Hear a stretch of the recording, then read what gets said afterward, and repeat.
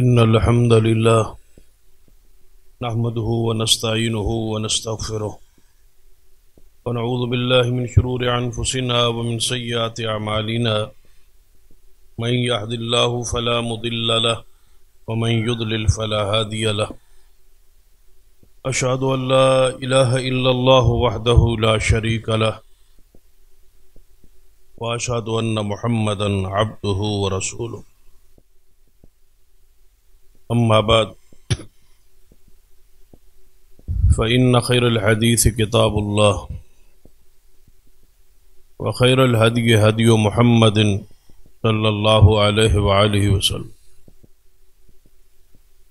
وشر الأمور محدثاتها وكل محدثة بدعة وكل بدعة ضلالة أما بعد فأعوذ بالله السميع العليم من الشيطان الرجيم بسم الله الرحمن الرحيم إنما كان قول المؤمنين إذا دعوا إلى الله ورسوله ليحكم بينهم أن يقولوا سمعنا وأطعنا وأولئك هم المفلحون رب اشرح لي صدري ويسر لي أمري واحلل عقدة من لساني يفقهوا قولي رب زدني علما سبحان ربك رب العزة عما يصفون وسلام على المرسلين والحمد لله رب العالمين. حضرات،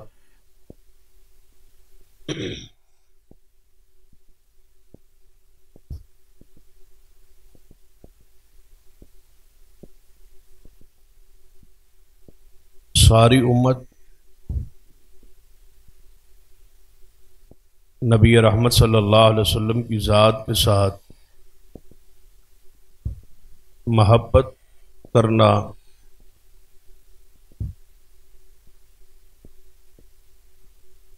واجب سمجھتی ہے کہ آپ سے محبت فرض ہے، اور کوئی شخص اس وقت تک مومن نہیں ہو سکتا جب تک آپ کی ذات سے ساری دنیا سے بڑھ کے محبت نہ کر. آپ کی شان پر، مقام پر، عظمت پر ایمان ہر مسلمان کا ہے.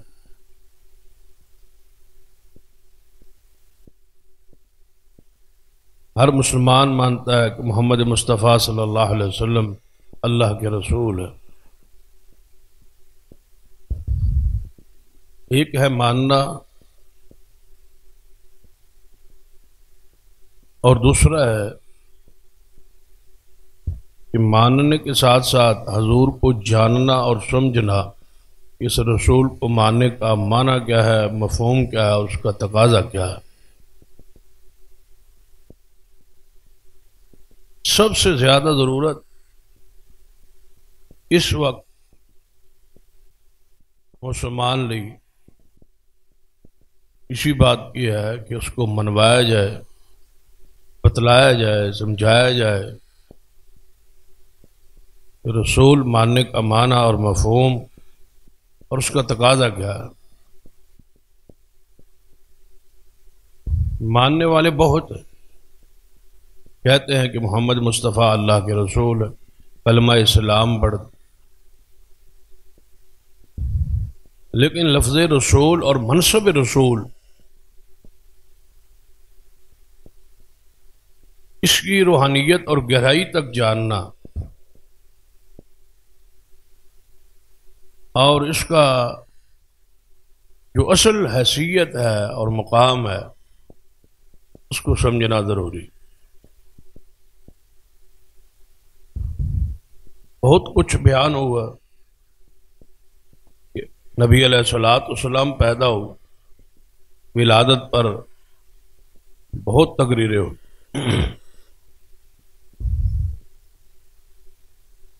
کہ دنیا میں کوئی انکاری رہا ہی نہیں. ساری دنیا مانتی ہے کہ محمد مصطفیٰ پیدا ہوئے اور دنیا میں تشریف لے آئے، آنے میں تو کوئی جھگڑا ہی نہیں ہے، اختلاف ہے۔ اور جب رسول اللہ پیدا ہو گئے اور آپ کو رسول مان لیا، اس کے اندر جتنے عقائد ہیں وہ تسلیم ہے کہ نبی علیہ الصلوۃ والسلام حسین ہے، جمیل ہے، خوبصورت ہے، اس میں بھی کوئی اختلاف نہیں، کوئی شبے والی بات بھی نہیں، کوئی انکار والی بات۔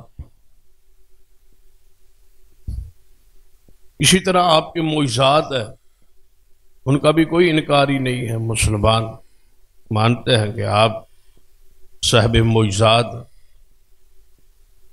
اسی طرح آپ کی بہت ساری صفات، بہت سارے اسماء ہیں جن کا ذکر قرآن اور احادیث میں ہے، سب پر اتفاق ہے اور سب پر ایمان ہے، اور اس پر بھی یقین ہے کہ اللہ تعالیٰ نے محمد مصطفیٰ صلی اللہ علیہ وسلم کو رسول بنا کے ہمارے لیے بھیجا ہے، اور اللہ تعالیٰ اس بات پر خود گواہ ہے، هو الذي ارسل رسوله بالهدى ودين الحق ليظهره على الدين كله وكفى بالله شهيدا محمد رسول اللہ۔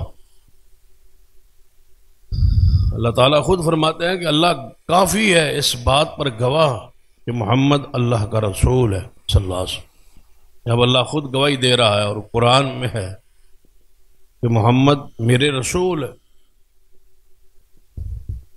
اصل اس قوم کو سمجھانے والی جو بات ہے، جو میرے اور آپ کے لیے سمجھنے والی بات کہ رسول تو ہیں، لیکن رسول کون ہوتا ہے؟ ایک تو ہے کہ لفظی طور پر مان لیا کہ محمد مصطفیٰ اللہ کے رسول ہیں، ہم نے مان لایا، کلمہ پڑھا ہے، لیکن رسول کا منصب جو ہے، یہ عہدہ جو ہے، مان لینے کے بعد جو مان رہا ہے اس کا اس لفظ اور اس منصب اور اس ہستی شخصیت کے ساتھ تعلق کیسا بن؟ رسول مان لیا ہے، مان لینے کے بعد کچھ حقوق اور کچھ تقاضے کیا اس کلمہ پاک کے ہیں یا نہیں؟ لفظ رسول کو سمجھنا ہے، اس منصب رسول کو جاننا اور سمجھنا ہے کہ جب مان لیا ہے تو پھر آپ کی حیثیت اور درجہ کیا ہے؟ رسول کسے کہتے ہیں؟ رسول کون ہوتا ہے؟ اس کی اتھارٹی کیا ہے؟ ان کی حیثیت کیا ہے؟ اور مان لینے کے بعد ہمارا ان سے تعلق کیا قائم ہوتا ہے؟ اس کے کلمہ اسلام کا تقاضا پھر ہم سے کیا ہے؟ یہ چند چیزیں ہیں جو بہت زیادہ ضرورت ہے اس قوم کو سمجھانے۔ قرآن پاک میں آپ کے اس منصب رسالت بہت جگہ بیان ہو اور منوایا گیا کہ آپ کی حیثیت اور آپ کا مقام اور درجہ رسالت کے منصب پہ آنے کے بعد کیا ہے۔ تو قرآن پاک کی آیات پہ ذرا آپ غور کرتے جائیں، ایک ایک آیت محمد مصطفیٰ صلی اللہ علیہ وسلم کی اس شان کو، اس مقام اور حیثیت کو واضح کر۔ پہلی آیت مبارکہ جو منصب رسالت کو واضح کر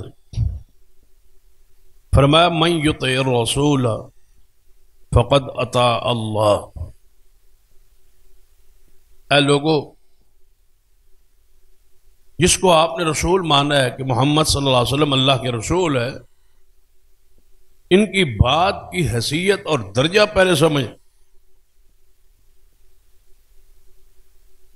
جب آپ ان کی بات کو مانیں گے، عمل کریں گے، تو آپ کے دل میں خیال اور گمان اور عقیدہ اور نظریہ کیا ہو؟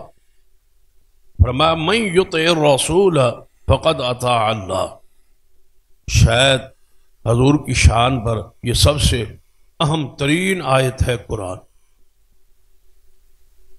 اور یہ منصب کسی کو حاصل، یہ درجہ، یہ فضیلت اور کسی کے لیے نہیں، مخلوق میں کوئی ایسا نہیں ہے اس کو یہ درجہ حاصل ہو، یہ شان حاصل ہو جو اللہ تعالیٰ نے محمد مصطفیٰ کے لیے بیان کی۔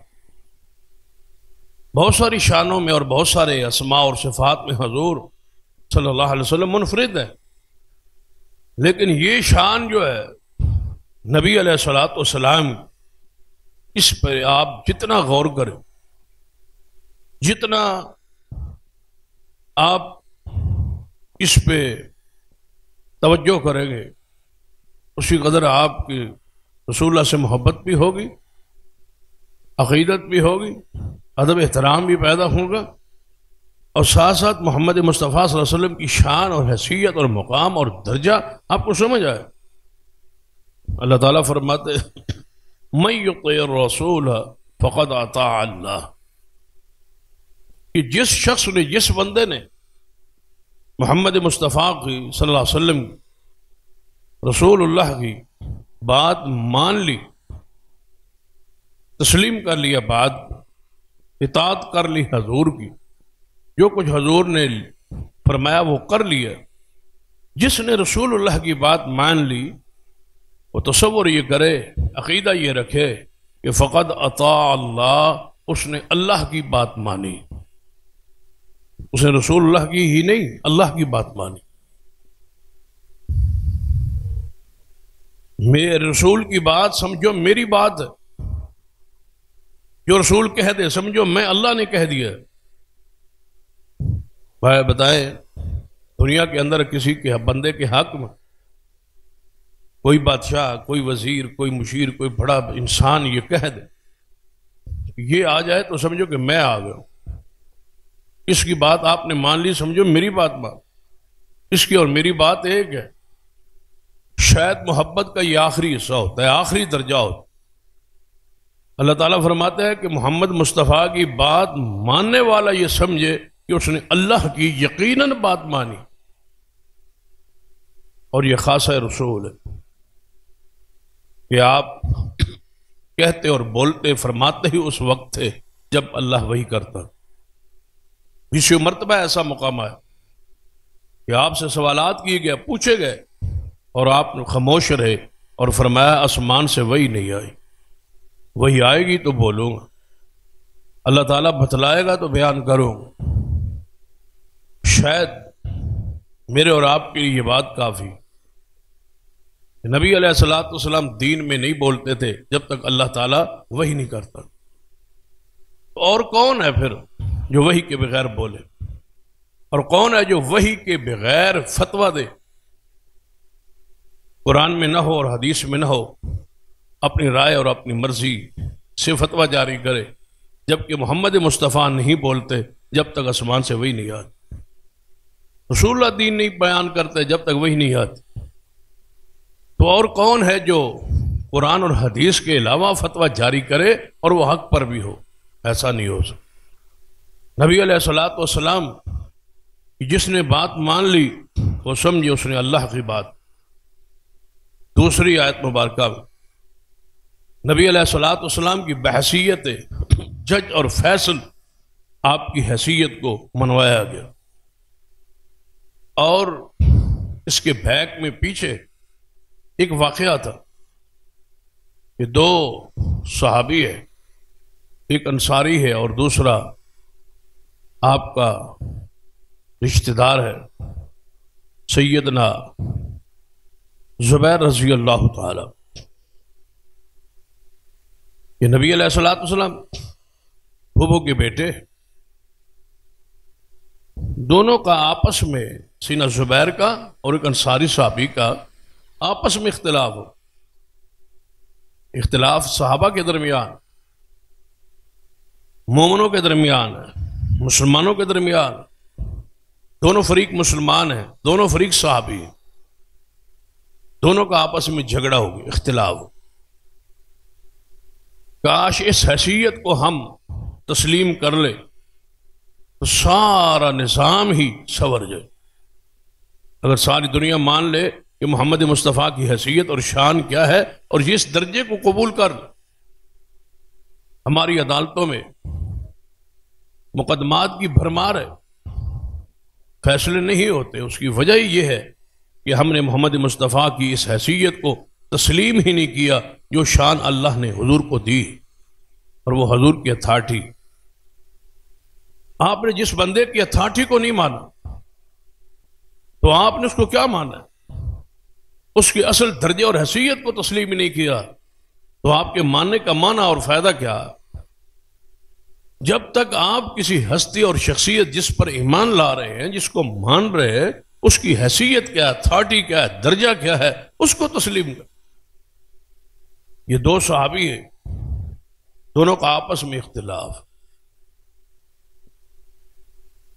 مسلمانوں کا، صحابہ کا آپس کا اختلاف، اور اختلاف کس بات پر ہے؟ یہ عقیدے کا مسئلہ نہیں، کوئی اور بڑی اہم کوئی اختلاف، یہ جھگڑا نہیں، اختلاف صرف زمین پہ پانی لگانے پر، دنیاوی معاملات، دنیاوی ایک مسئلہ ہے، پانی لگانا ہے اپنی زمین۔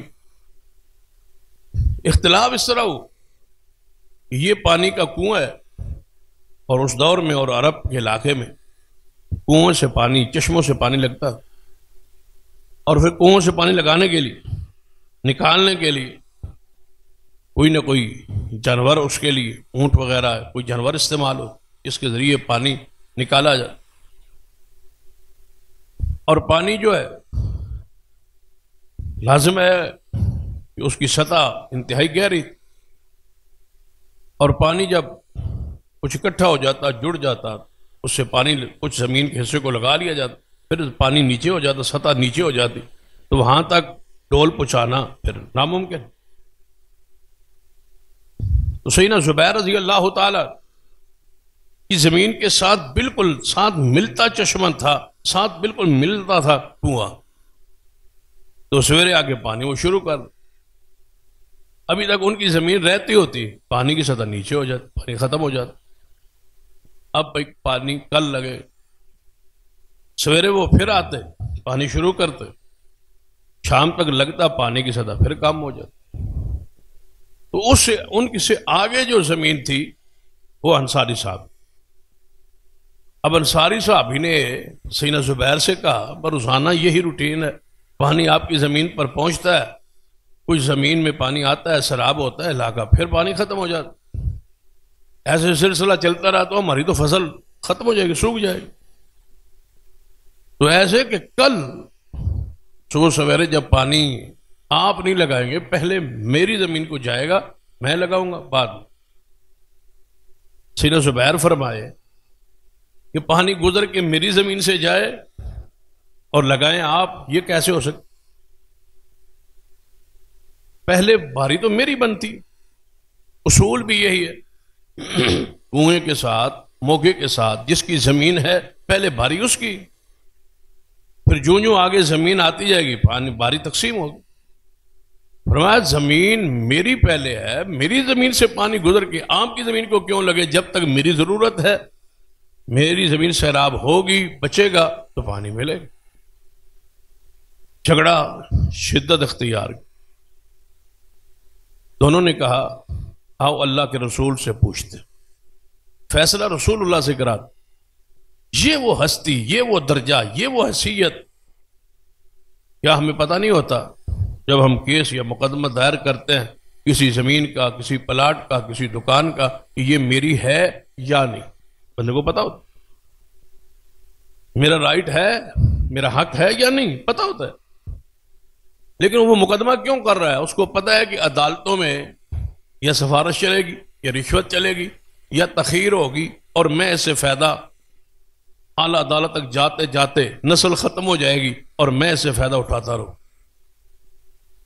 لیکن اس فیصلے کا اور اس مال کا اور اس کمائی کا حساب بھی تو قیامت والے دن ہونا۔ یہ وہ ڈر، یہ وہ خوف ہم پہ طاری کیوں نہیں ہوتا؟ اس لیے کہ ہمارا صرف دنیا اور درہم و دینار اور پیسہ، یہ ہمارا مطمع نظر۔ صحابہ کرام میں اختلاف ہوا ہے، یا اختلاف پہ لڑائیاں ہوتی رہی، جھگڑے ہوتے رہے، ایسا نہیں ہو۔ آؤ فیصلہ کرواتے ہیں کس سے؟ جس کا کلمہ پڑا ہے، محمد مصطفیٰ صلی اللہ علیہ وسلم، جن کو رسول مانا ہے، وہ دونوں جب مسلمان ہیں تو دونوں عدالت میں کیوں جا رہے ہیں؟ دونوں کیوں نہیں کہتے کہ آئے قرآن سے فیصلہ کرا لیں؟ جو کچھ قرآن کہتا ہے، جو کچھ حدیث کہتی ہے، اگر آپ کا حق ہے تو آپ کو مل جائے، میرا حق ہے تو مجھے مل جائے۔ یہ اس وقت ہوتا ہے جب آخرت اور قبر اور حشر، حرام حلال کی پرواہ بندے کے تربیت میں آئی ہو۔ جب بندے کے ذہن میں یہ ہو کہ میں نے پیسہ لینا ہے جہاں سے جیسے آئے، تو پھر حالت کیفیت یہی ہوئی۔ دونوں صحابی کہنے لگے جھگڑے کی بات کون سی ہے، لڑائی کی بات کون سی ہے، آؤ فیصلہ کروائیں اس ذات سے جس کو اللہ نے ہمارے لیے فیصل بنا کے، حاکم بنا کے بھیجا ہے، آؤ ان سے فیصلہ کروا۔ کہنے لگے آؤ چلتے رسول اللہ صلی اللہ علیہ وسلم کے پاس، محمد مصطفیٰ صلی اللہ علیہ وسلم کے پاس آ گئے دونوں صحابی۔ آپ نے دونوں کی بات سنی، دونوں کا موقف سننے کے بعد آپ نے فرمایا کہ انصاف یہ ہے، میرا فیصلہ یہ ہے کہ چونکہ زمین حضرت زبیر کی پانی کے چشمے کے کنویں کے ساتھ ہے تو حق انہی کا ہے کہ پہلے یہ زمین ان کی سیراب۔ یہی تقسیم کا طریقہ ہے ہمارے ملک میں بھی، یہی راج کہ جس کی زمین موقع اور چشمے کے قریب ہوگی، ساتھ ہوگی، پہلے باری اس کی، پھر آگے تقسیم کار ہو۔ نبی علیہ السلام نے یہ اصول بیان کر، اب وہ انصاری صحابی سن رہا ہے فیصلہ حضور کا،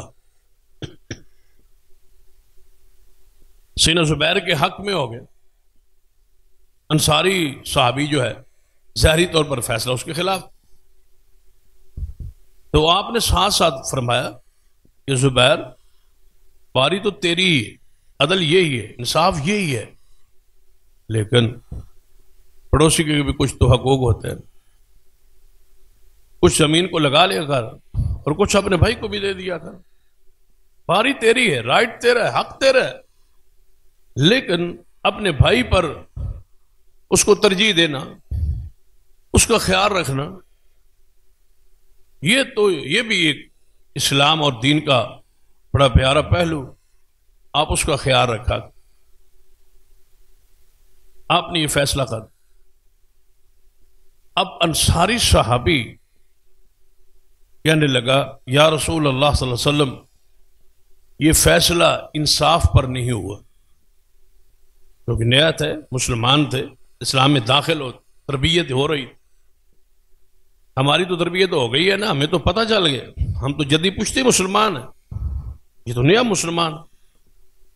کہنے لگا یا رسول اللہ صلی اللہ علیہ وسلم، یہ انصاف نہیں ہے، یہ تمہارا رشتہ دار ہے، تمہاری پھوپھو کا بیٹا ہے، آپ نے رشتہ داری اور خون کا خیال رکھ کے یہ فیصلہ کیا۔ نبی علیہ الصلوۃ والسلام اس پر غصے میں آئے اور آپ نے فرمایا تو کہ اللہ سے نہیں ڈرتا؟ اگر اللہ کی زمین پہ میں محمد ہی انصاف نہیں کروں گا تو بتا قیامت تک پھر انصاف کون کرے؟ جو تو کہہ رہا ہے یہ تو میرا درجہ ہی نہیں کہ میں کوئی جھک کے یا برادری یا خون کی بیس پہ فیصلہ کروں۔ میری حیثیت کو، میری شان کو، میرے درجے اور مقام کو آپ نے نہیں پہچانا۔ وہی ساری زندگی گزر گئی ہے، ہمیں حضور کی ولادت اور حسن اور جمال اور سیدہ حلیمہ کا ذکر کرتے کرتے اس قوم کو کون سمجھائے گا کہ محمد مصطفیٰ کی رسول کی حیثیت سے آپ کا درجہ کیا؟ ان آسان مضامین صرف بیان کرنے کی حد تک، جن کا تعلق بیان کرنے کی حد تک، ولادت کا تعلق بیان کرنے کی حد تک، ولادت سے ہم اور کیا حاصل کریں؟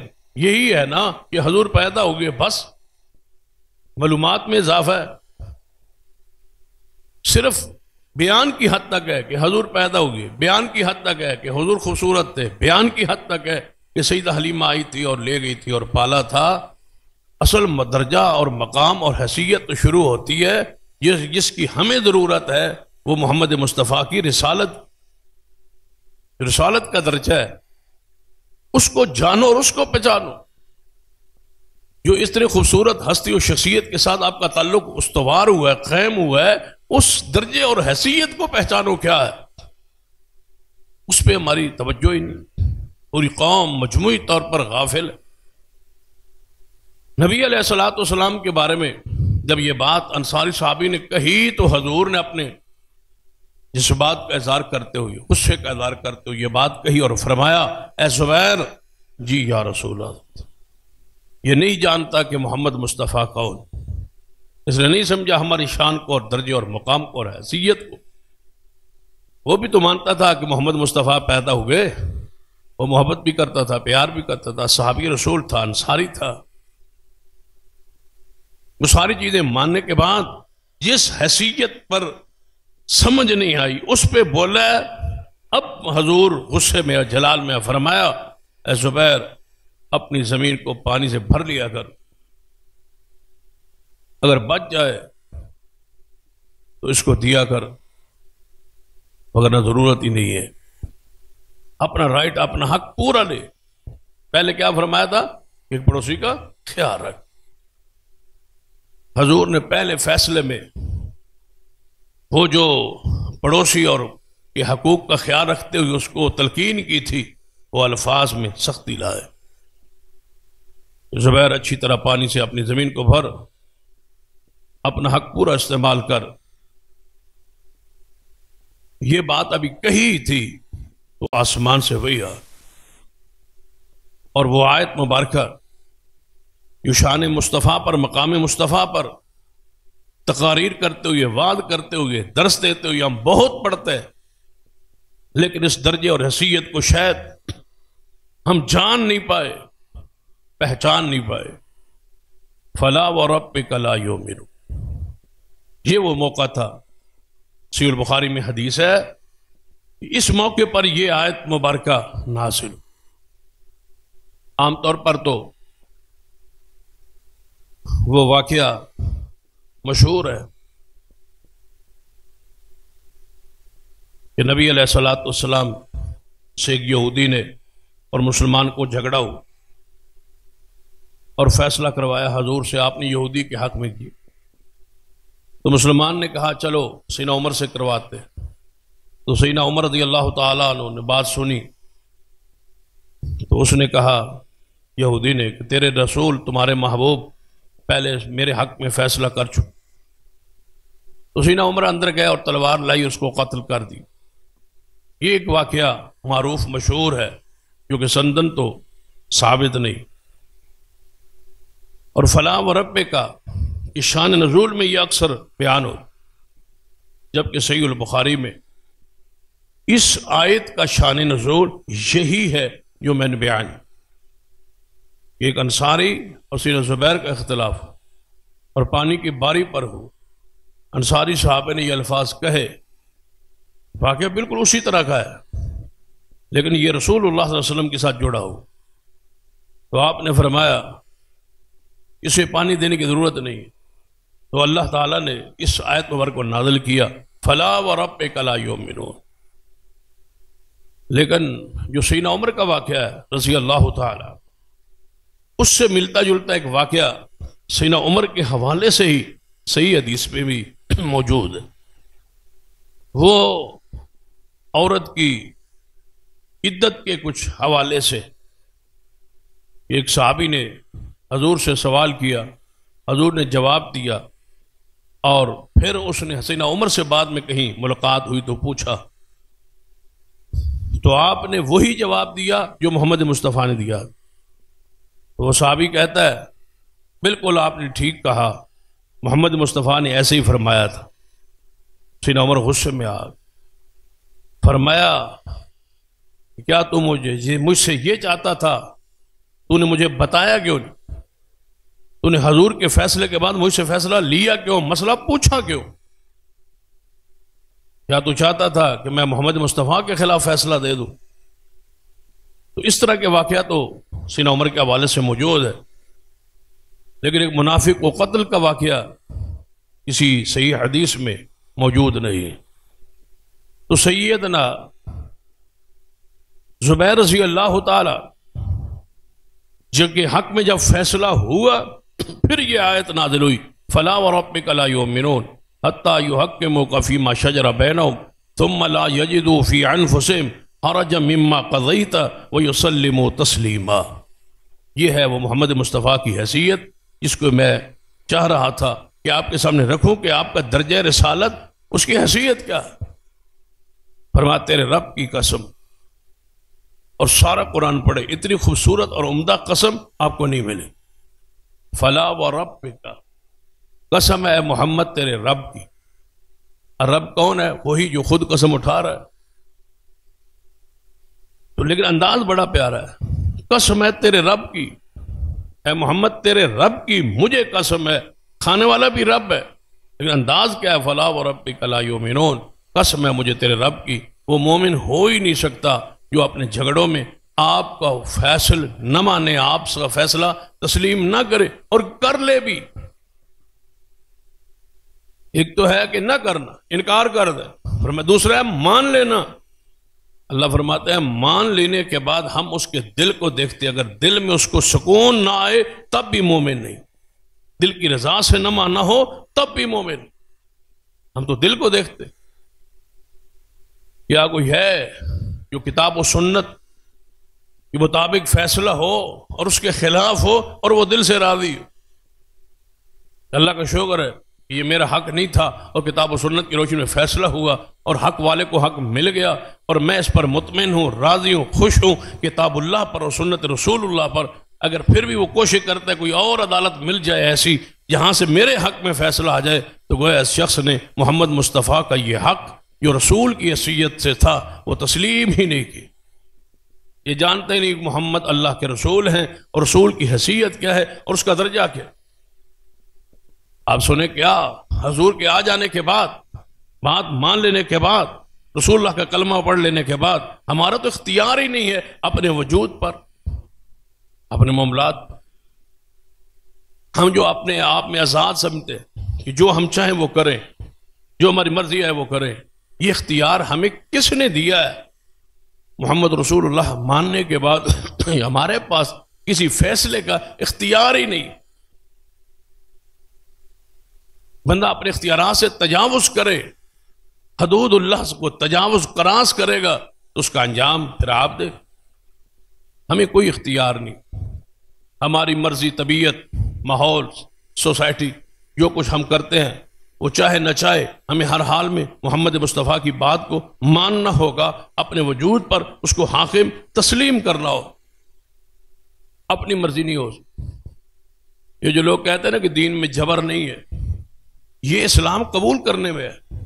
اس آیت کی غلط تشریح کی گئی ہے کہ لا اکراہ فی الدین، دین میں کوئی جبر نہیں۔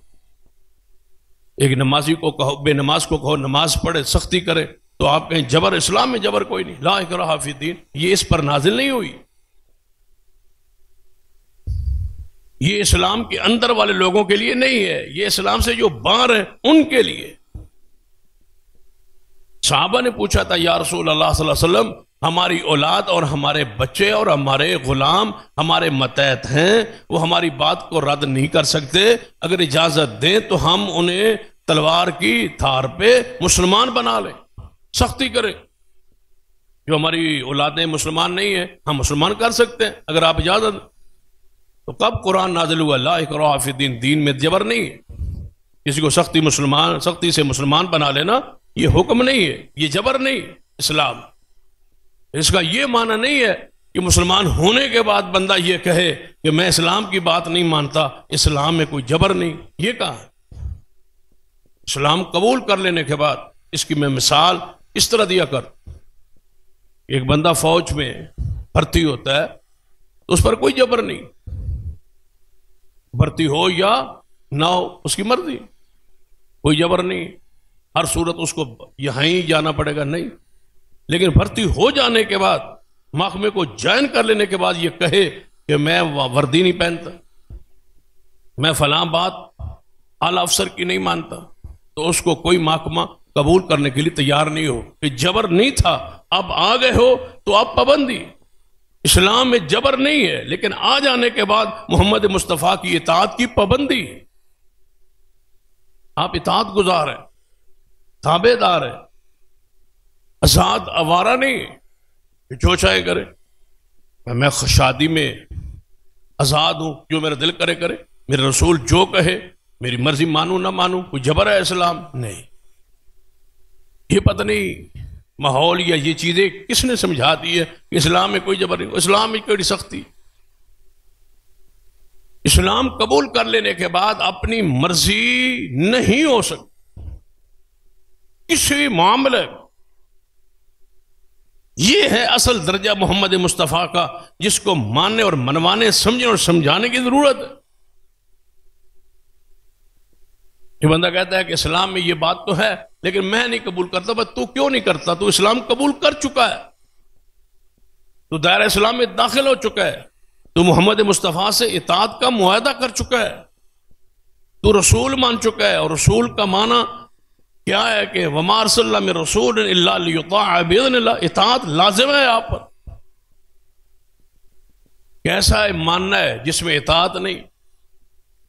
میں باپ کو باپ مانتا تو ہوں، بات نہیں مان، ماں کو ماں کہتا تو ہوں لیکن اطاعت نہیں کروں، فلاں محکمے میں ہوں تو صحیح قبول کروں گا لیکن اس کی اطاعت اور بات نہیں مانوں گا، یہ ہو ہی نہیں سکتا۔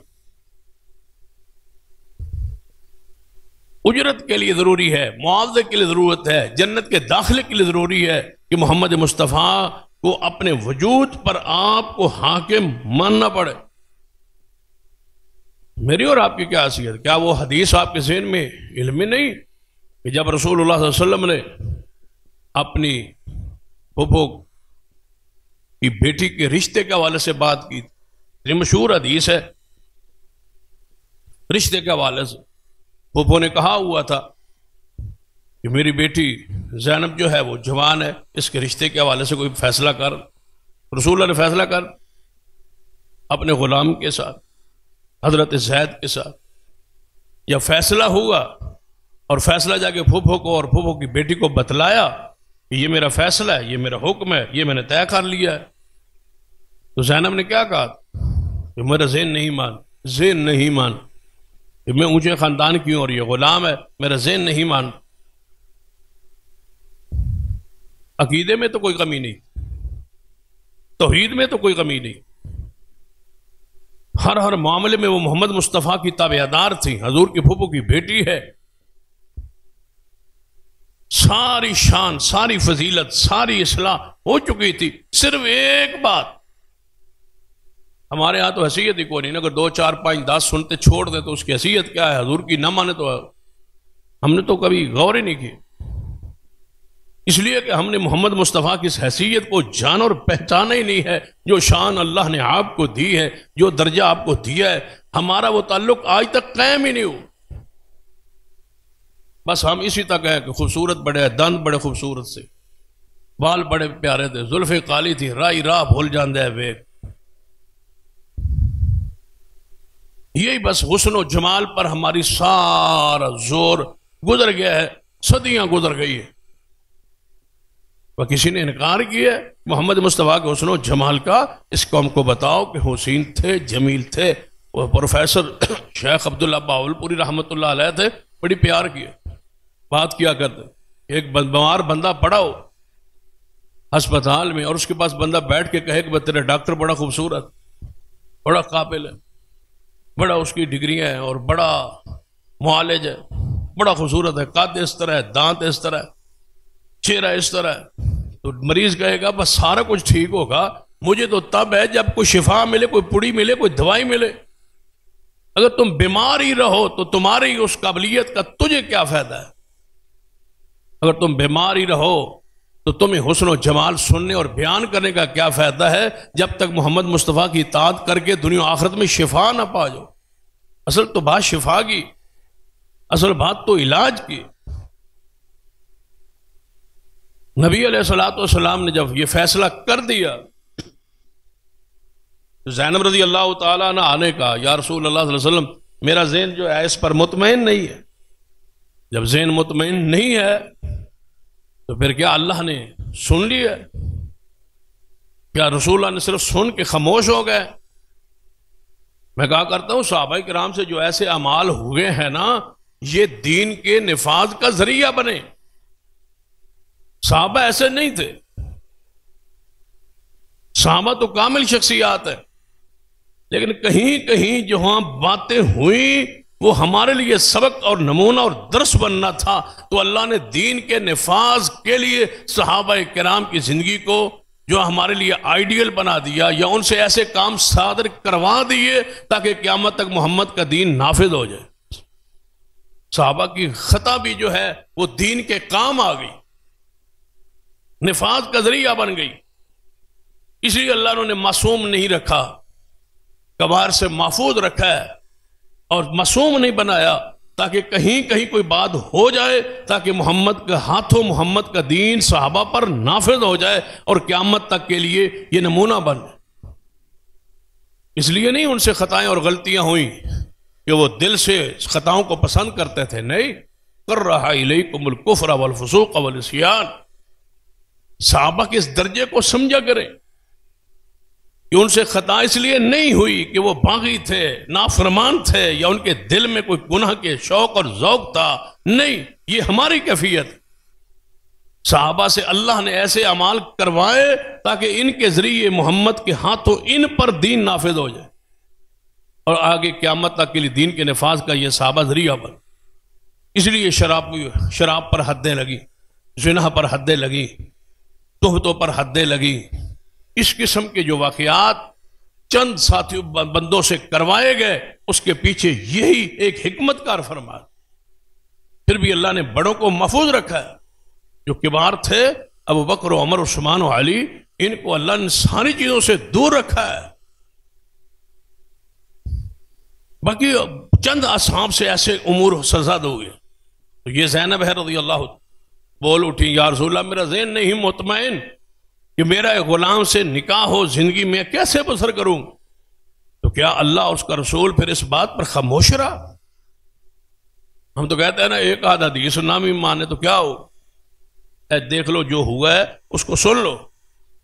اسی وقت جبریل آئے، فرمایا اے محبوب زینب سے کہہ دیجئے کہ جب حضور رسول فیصلہ کر دیں، رسول اللہ یہ کہہ دیں، اس کے بعد نہ ماننے کا اختیار آپ کو دیا کس نے؟ یہ اختیار کہاں سے لیا ہے آپ نے کہ میرا ذہن نہیں مانتا، حضور کے فیصلے کو ذہن نہیں مانتا؟ یہ اختیار کہاں سے لیا؟ وہ آیت معروف آیت، وَمَا كَانَ لِمُؤْمِنٍ وَلَا مُؤْمِنٍ۔ دیکھو بول رہی کون ہے؟ زینب۔ قانون کس لیے بن رہا ہے؟ ہمارے لیے اور قیامت تک کے لیے، سارے مومنوں کے لیے۔ چاہیے تھا رب صرف زینب کا ذکر کرتا، لیکن صرف زینب کا ذکر نہیں ہوا۔ قانون، اس کا مطلب ہے صحابہ کی خطا قانون بنانے کے لیے قانون نازل ہوا۔ زینب کی اس بات پر قیامت تک کے لیے قانون بن کے آیا، وَمَا كَانَ لِمُؤْمِنٍ وَلَا مُؤْمِنَةٍ، کوئی مومن ہو قیامت تک، مرد یا عورت ہو، کیونکہ معاملہ زینب کا تھا، اللہ نے الگ خاص کر کے عورتوں کا ذکر کیا۔ وگرنہ عورتیں جو ہیں وہ مردوں کے تحت ہیں، ان کے تحت ہیں، ان کے وہ اندر داخل ہیں، خود بخود داخل ہے۔ جہاں مردوں کے لیے حکم ہے جب کوئی عورتوں کا استثنائی مسئلہ نہ ہو تو عورت اس میں داخل ہوتی، لیکن یہاں حضور کے منصب کا، رسالت کا، اطاعت کا، قانون اور ضابطے کا جناب منوانا تھا، تو اللہ نے عورتوں کو الگ ذکر کر کے فرمایا مومن مرد ہو یا عورت ہو، لائق ہی نہیں، اختیار ہی نہیں، اس کے لیے جائز ہی نہیں کہ جب اللہ اور اس کا رسول، اذا قضى اللہ ورسولہ امرا،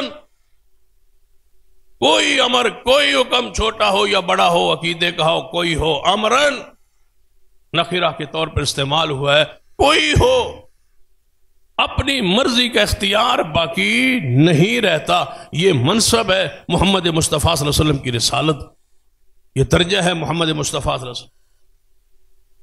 اور رویہ کیا ہو، حضور کی بات آ جائے، حضور کا فرمان آ جائے، اس کے بعد کتنی دیر سوچنا ہے ماننے کے لیے؟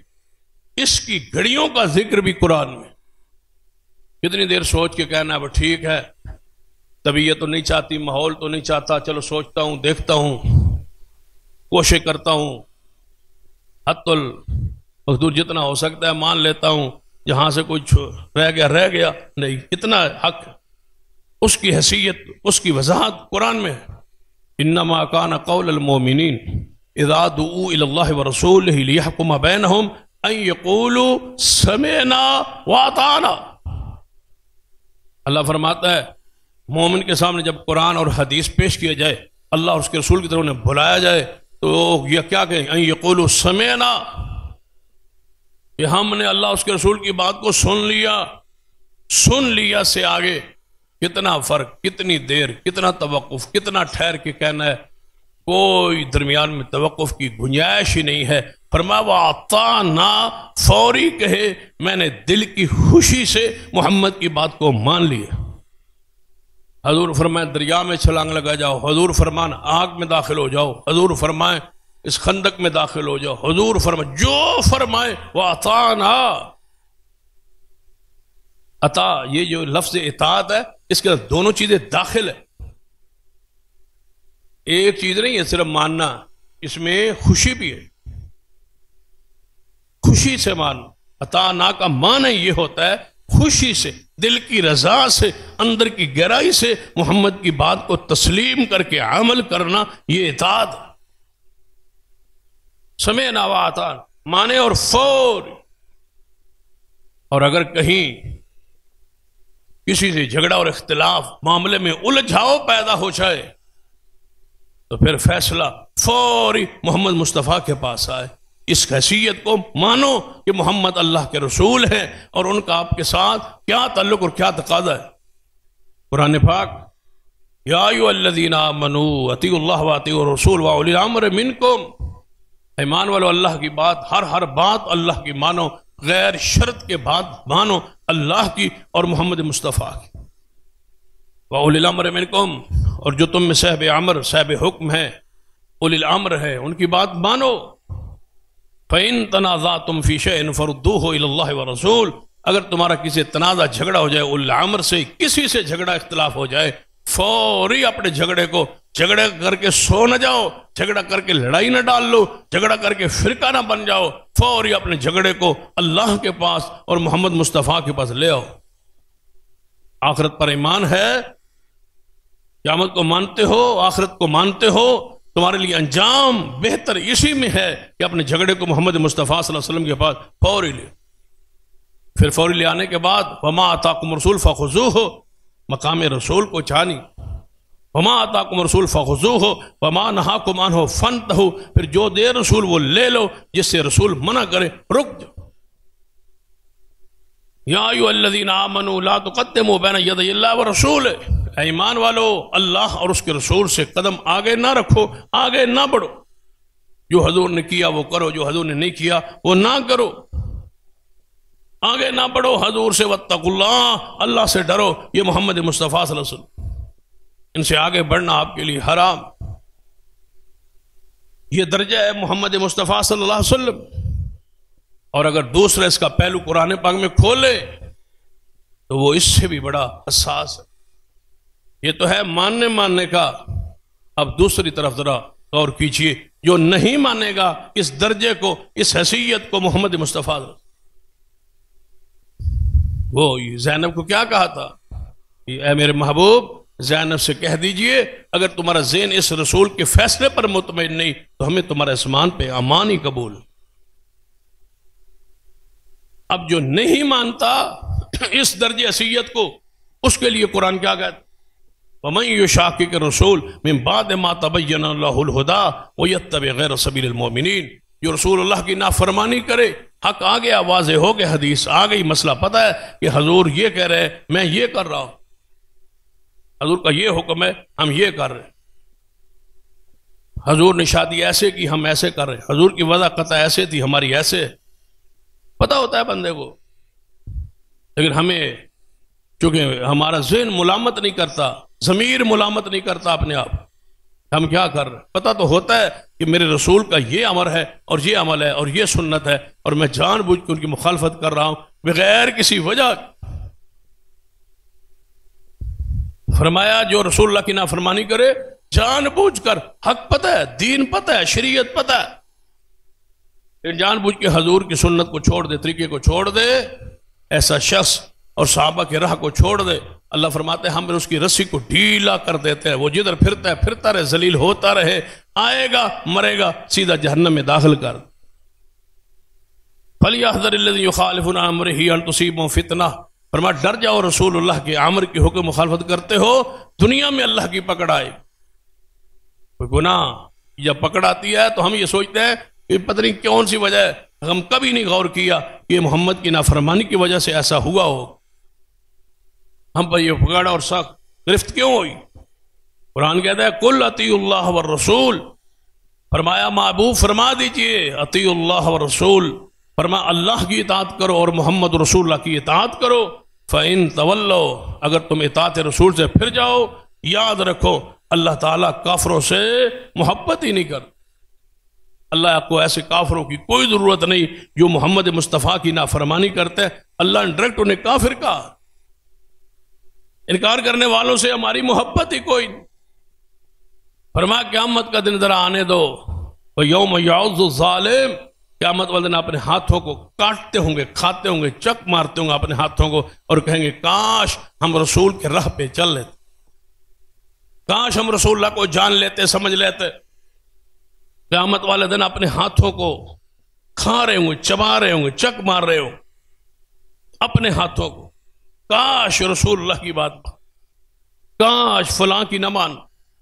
محمد مصطفیٰ صلی اللہ علیہ وسلم قرآن پاک کے دوسرے مقام پر ہے, قیامت والے دن یہ کہیں گے رسول اللہ کے نافرمان کاش ہم مٹی ہو اندر برابر کر دیے گئے ہوتے, آج اٹھ کے اللہ کے سامنے کھڑا ہی نہ ہو.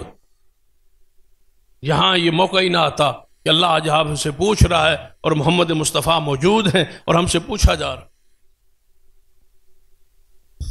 ایک حدیث بھی ہے صحیح مسلم, وہ آپ کے لیے اور میرے لیے انتہائی قابل غور. ہم جو اہل بدعت کا اور حضور کے نافرمانوں کا, حضور کی سنت کی نافرمانی کرنے والوں کو رد کر, لوگ کہتے ہیں یہ سختی ہوتی ہے, یہ اتنی سختی اسلام میں ہے, دین میں ہے. صحیح مسلم میں حدیث, ہم نے احادیث کو روحانیت کے انداز میں پڑھا اور سمجھا ہی نہیں. ان سے وہ محبت, وہ طریقہ جو اصحاب رسول کا تھا اس کو اختیار ہی نہیں. نبی علیہ الصلوۃ والسلام نے فرمایا, میرے صحابہ عبداللہ بن مسعود رضی اللہ عنہ اس حدیث کے راوی ہیں, صحیح مسلم میں حدیث ہے, آپ نے فرمایا جتنے بھی انبیاء آئے ہر نبی کے کچھ نہ کچھ حواری ہوتے تھے اور ہر نبی کے کچھ صحابہ ہوتے تھے. جب وہ نبی فوت ہو جاتے تو ان کی سنتوں پر عمل کر, وہ نبی ان کی زندگی میں بھی وہ سنتوں پہ عمل کرتے اور ان کے بعد بھی ان کے طریقوں پر عمل کرتے. لیکن پھر ایسا ہوتا کہ وہ نبی دنیا سے جانے کے بعد کچھ عرصہ تو ایسے لوگ رہتے, لیکن بعد میں آنے والے لوگ نبیوں کی سنتوں کو چھوڑ دیتے تھے. کہیں تم نہ ایسا کر, میرے صحابہ تم نے ایسا نہ کرنا. پتہ وہ کیا کرتے تھے؟ فرمایا وہ سنتوں کو پھر چھوڑ دیتے تھے اور وہ کام کرتے تھے جس کا انہیں حکم نہیں دیا گیا وہ دین میں داخل کرتے تھے. جو حکم نہیں دیا گیا وہ کرتے تھے اور جو حکم دیا گیا وہ نہیں کرتے تھے. دیکھ لو لوگ کتنے ایسے ہیں جن کو سنتے موجود ہیں, ان پہ عمل نہیں کریں گے. جو ان کا حکم نہیں ہے اس کا اتنا اہتمام کریں گے جیسے انہیں حکم دیا گیا. اس پر بے شمار مثالیں پیش کی جا سکتی. جو حضور کا حکم ہے اس پر نہیں, جو حضور کا حکم نہیں ہے اس پر اتنی شدت ہوگی, جھگڑا ہوگا, اختلاف ہوگا, فرقے کی وہ علامت نشانی بن جائے گی, ہم نے یہ ضرور کرنا. حضور نے فرمایا میری امت کے وہ لوگ جب ایسے پیدا ہو جائیں گے جو انہیں حکم نہیں دیا گیا وہ کریں گے کام.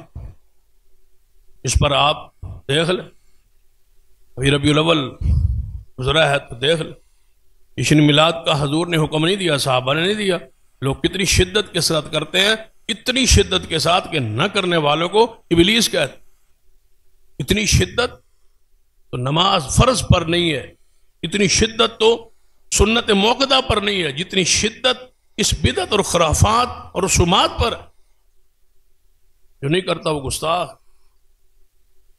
اذان آپ پوری سنتے ہیں, اذان کے بعد پورے شہر میں پھر لے, کسی مسجد میں درود پاک نہیں پڑھا جائے گا. اذان کے بعد پہلے پڑھنے پر اتنی شدت ہوگی کہ مسلک کی نشانی بن گئی. کیونکہ پہلے حضور کا حکم نہیں ہے، بعد میں حضور کا حکم ہے۔ جو حکم نہیں ہے وہ کریں گے، جو حکم دیے وہ نہیں کریں گے۔ یہ حضور نے فرمایا۔ یا رسول اللہ پھر حکم کیا ہے؟ فرمایا ان کے ساتھ، ہاتھ کے ساتھ جو جہاد کرے گا وہ مومن ہے۔ پھر حضور نے فرمایا جو بندہ ان کے ساتھ، زبان کے ساتھ ان کا رد کرے گا وہ مومن ہے، اور جو ان کے بارے میں دل میں بغض اور غصہ رکھے گا، نفرت رکھے گا، وہ بھی مومن ہے۔ اور جو نہ زبان سے کرے، نہ ہاتھ سے کرے، نہ دل میں نے برا جانے، حضور فرماتے اس بندے کے دل میں رتی برابر بھی ایمان نہیں ہوگا۔ جو ان پر رد کرنے والے کو اچھا نہیں جان، اس کو دل کو کڑن محسوس ہوتی، یار ہر وقت رد ہی کر دے راندن، ہر وقت یہ بدعات کا رد اور کوئی کام نہیں ہے، اس کو کڑن محسوس ہوتی ہے کہ یہ رد کیوں ہو رہا ہے؟ کیونکہ اس کے رشتہ دار ساتھ آئے ہوتے ہیں، وہ بیٹھے ہوتے ہیں، دوست آئے ہوتے ہیں، وہ بیٹھے ہوتے ہیں، یا وہ ایسے ماحول میں پھر رہا ہوتا ہے جہاں سب کے ساتھ ملنا جلنا بیٹھک ہوتی ہے، اس کو تکلیف ہوتی ہے کہ یہ فرقہ واریت ہے، یہ کوئی لڑائی ہے، یہ کوئی جھگڑا ہے، یہ سن سن کے ہم تھک گئے، یہی مسئلے کیوں ہے؟ وہ جو کڑن ہے نا، وہ ایمان کی رتی جو کے اندر ہوتی نہیں، وہ کڑن ہوتی، تکلیف ہوتی۔ نہ تو وہ آپ خود زبان ہاتھ سے رد کرتے، نہ زبان سے رد کرتے، نہ دل میں بغض ہوتا ہے، دوسرا کرے تو تکلیف محسوس کرتے ہیں۔ بتاؤ، ایک تو اس سے بھی اوپر کا درجہ ہے، ایک تو ہے نا دل میں برا جاننا، دوسرا ہے کہ جیڑا اور رد کرے انہوں برا جان، یہ اس سے بھی آگے ہے کہ جناب رتی تو برابر دور کی بات ہے، اوپر زنگ لگ گیا، کچھ راہ ہی نہیں۔ نبی علیہ الصلوۃ والسلام کی بہت ساری اس بارے میں حدیث ہے۔ آپ نے فرمایا، ایک بڑی پیاری حدیث ہے، وہ بڑی مبارک اور انتہائی دل کو خوش کرنے والی حدیث ہے۔ رسول اللہ صلی اللہ علیہ وسلم فرماتے ہیں دین اجنبیت سے شروع ہوا، پھر وقت آئے گا یہ اجنبی سا ہو جائے۔ بدعت کو لوگ دین سمجھیں گے، شرک کو لوگ دین سمجھیں گے، جو کھری صاف ستھری کتاب و سنت کی بات کرے گا کہیں گے یہ تو چند بندے ہیں، اجنبی سے ہے، یہ تو آواز آج ہی سنی ہے، یہ تو پہلی دفعہ سنی ہے، یہ کون سی بات ہے؟ حضور فرماتا ہے جب میں محمد مصطفیٰ دنیا میں آیا ہوں رسالت لے کے، دین لے کے، تو میرا دین اجنبی۔ اہل مکہ کہتے تھے یہ نئی بات ہے، پیو دادے نے ایسی بات نہیں کی، باپ دادا ایسا نہیں کرتا، یہ نئی بات ہے، اجنبیت۔ فرمایا پھر دین اجنبی ہو جائے، پھر اجنبی ہو جائے۔ پھر آپ نے فرمایا طوبیٰ للغرباء، میں محمد مبارک دیتا ہوں اس دور کے اجنبی گروہ کو۔ اندازہ کرے یہ کون ہے؟ طوبیٰ للغرباء، حضور فرماتے ہیں اجنبی لوگ، ان کو میں محمد آج مبارک دیتا ہوں، جو قیامت کے قریب آئیں گے، میں محمد انہیں مبارکباد دیتا ہوں کہ میں بھی جب دین لایا تھا تو مجھے بھی ایسے ہی لوگوں سے واسطہ پڑا۔ پھر جب قیامت تک کے لیے جناب ہر طرف کفر، ضلالت، شرک، بدعت پھیل جائیں گی، تو ایک گروہ ایسا ہوگا جو میری امت کے لوگوں نے جو دین میں سنتوں میں بگاڑ پیدا ہوگا، اس بگاڑ کو ختم کریں گے۔ میں محمد انہیں اجنبیوں کو میں مبارکباد پیش کرتا ہوں۔ حضور کی مبارک ہے، اور اس پر اجماع ہے علماء کا، محدثین کا۔ اس سے مراد محدثین صحیح العقیدہ اہل الحدیث ہے، جو قیامت تک کے لیے موجود ہے اور بدعات کا رد کر رہے۔ لوگوں نے بگاڑ پیدا کیا، ہم نے اس میں سنوار رہے۔ لوگ دین کے اندر داخل کرتے ہیں، ہم اس دین کے صاف کرتے۔ لوگ ملاوٹ کرتے ہیں، ہم کہتے ہیں یہ نہیں ہے، یہ نہیں ہے دین میں، یہ نہیں ہے، یہ نہیں ہے دین میں، یہ اللہ اور اس کے رسول نے نازل نہیں کیا، رسول اللہ پر نازل نہیں ہوا، یہ نہیں ہے۔ ہم اس بگاڑ کو ٹھیک کرتے ہیں۔ حضور فرماتے ہیں میں محمد کی طرف سے انہیں مبارک ہوں۔ حضور نے فرمایا ہر دور کے لوگ آئیں گے، اپنے سے پیچھے لوگوں کو، سکہ لوگوں کو، عدل والے لوگوں کو وہ دین سکھا کے جائیں گے، اور وہ دین لیں گے، اور جو تعریف کرے گا، دین کے اندر تبدیلی کرے گا، دین کے اندر بگاڑ پیدا کرے گا، وہ میری امت کا گروہ ان ساری تعویلوں کو ختم کر کے میرا دین صاف اور شفاف رکھے۔ اور یہ اللہ کا فضل ہے۔ اور یہ ہم امام فضیل بن عیاض رحمت اللہ علیہ فرما کرتے تھے، لوگوں کثرت سے دھوکہ مت کھانا، حق پہ چلتے جانا، چاہے ایک ہی بندہ کیوں نہ، یہ نہ کہنا ادھر بہت زیادہ ہے آپ تو تھوڑے ہیں، آپ کے ساتھ چلے تو کیا چلے۔ پچھلے دن بھی ایک دوست تھا تو وہ کہہ رہا تھا کہ اگر اہل حدیث ہو جائیے نا بندہ کسی کم جوگا نہیں رہنا، نہ کسی دی خوشی جوگا، نہ کسی دی غمی جوگا، نہ کل جوگا، نہ ساتویں جوگا، نہ فیتہ پڑھن جوگا، سختی ہے۔ اللہ کے بندو سختی نہیں ہے، دین ہے، دین ہے، اسلام ہے، صاف ہے، شفاف ہے، جس میں ملاوٹ نہیں ہے۔ اللہ ہمیں اس خالص دین پر عمل کی توفیق بخش۔ یہ جو لوگ کہتے ہیں نا کہ پھر مل جل کے رہیے، سب کے ساتھ مل جل کے رہیے، اس پر بہت ساری احادیث اور محدثین کے اقوال ہیں، وہ جن باپ باندھے ہیں اہل بدعت کے ساتھ اٹھنا بیٹھنا، کھانا پینا، چلنا، ان سے بیزاری، سارے معاملات پر شرعی جو حکام ہیں وہ محدثین نے بیان کیے۔ ہماری وجہ یہ ہے کہ ہم سارا چونکہ اٹھک بیٹھک ہماری اہل بدعت اہل خرافات کے ساتھ ہوتی ہے تو ہمیں پھر تکلیف ہوتی، جب وہ سارے رشتے وہ سارے تعلقات ٹوٹتے ہیں ہمیں تکلیف ہوتی۔ ہم کہتے ہیں یہ شدت ہے، شدت نہیں ہے، یہ اسلام اور دین ہے، اور اس پر اہل بدعت سے جو ہم سارے جلسوں میں ساری مجلسوں میں چلے جاتے ہیں، بھائی سننا چاہیے، بیٹھنا چاہیے سب کی بات، اور سب کو پڑھنا چاہیے، سب کو سننا چاہیے، سب کے پاس جائے۔ اور آج کل تو ویسے ہی پورے ملک میں مشترکہ جلسوں کی ایک بھرمار ہے، سارے مسالے کے لوگ اکٹھے ہو جائے، سارے مسالے کے لوگ جناب مل کے جلسے کریں، مل کے پروگرام کریں، تو پھر وہ کیا ہے حدیث پاک میری امت کے 73 فرقے 72 جہنمی ایک گروہ جنتی، اس پر تو بہت سارے حدیث موجود ہیں، آیات موجود ہے کہ اہل بدعت کے ساتھ سلوک کیسے کرنا ہے، ان کی محفلوں کو اٹینڈ کر کے ان کو وہاں ہیرو مان کے اور ان کو صحیح مان کے ان کے سٹیجوں پہ چڑھ کے گفتگو کرنا، اور پھر ان کی محبت اور ان سے پیار کے پینگے بڑھانا، یہ تو بہت سارے محدثین اس پر وضاحت کی ہے۔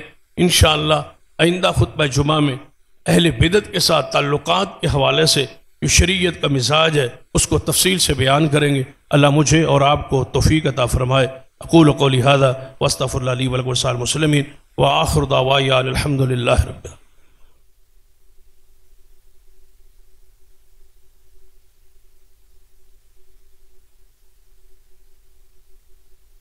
حضرات اعلان ضروری سماعت فرما لیں۔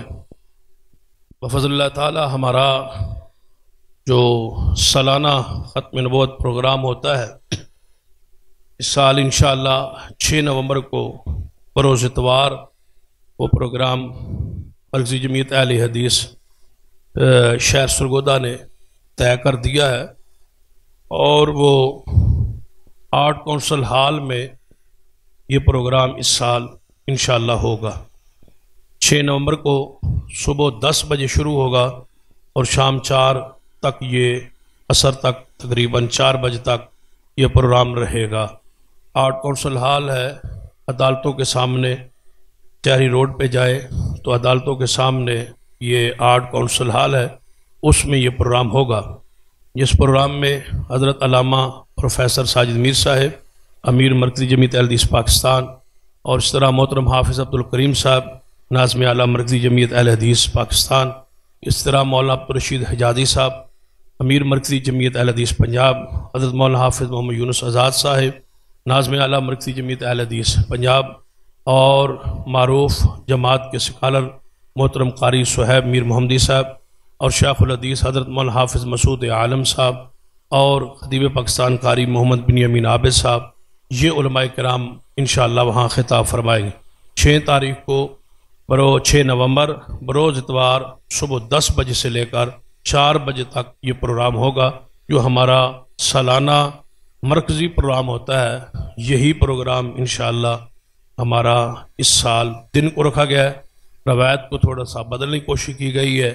مجھے امید ہے کہ آپ بجائے رات کے دن کی ایک دن کی ختم نبوت کے لیے انشاءاللہ آپ قربانی دیں گے۔ یہ ختم نبوت سیمینار ہے، ختم نبوت یہ کانفرنس ہے، اس میں ختم نبوت کے عقیدے کے تحفظ کے لیے پلان پروگرام جماعت انشاءاللہ جو سلسلہ شروع کیا ہوا ہے پورے ملک میں کانفرنسوں کا، اس میں یہ پلان پروگرام جماعت دے گی۔ آپ احباب سے گزارش ہے کہ ایک دن وہ آپ نے، ویسے چھٹی کا دن ہے ٹھیک ہے کاروباری دوست اس دن مصروف ہوں گے، لیکن ان سے بھی گزارش ہے کہ ایک دن ختم نبوت کے لیے آپ قربانی وقت کی دیں۔ اللہ تعالی ہم سب کو توفیق عطا فرمائے۔ کیا خیال ہے انشاءاللہ؟ یعنی اس دن کو آپ نے وہاں پہنچنا ہے 10 بجے سے لے کر 4 بجے تک یہ پروگرام انشاءاللہ آرٹ کونسل ہال میں ہوگا، عدالتوں کے بالکل سامنے اپوزٹ دوسری طرف جو ہے وہ جہاں ڈی سی ہاؤس ہے غالباً اس کے مد مقابل یہ آرٹ کونسل ہال ہے، وہاں انشاءاللہ پورے ضلع سے قافلے آئیں گے اور اس پروگرام میں شرکت فرمائیں گے۔ آپ سے گزارش ہے کہ بھرپور انداز اگر یہ سارے احباب وہاں 2-4 گھنٹوں کے لیے تشریف لے آئے تو مجھے امید ہے کہ انشاءاللہ ہمیں کوئی زیادہ پھر بندے اکٹھے کرنے کی ضرورت نہیں رہے گی انشاءاللہ۔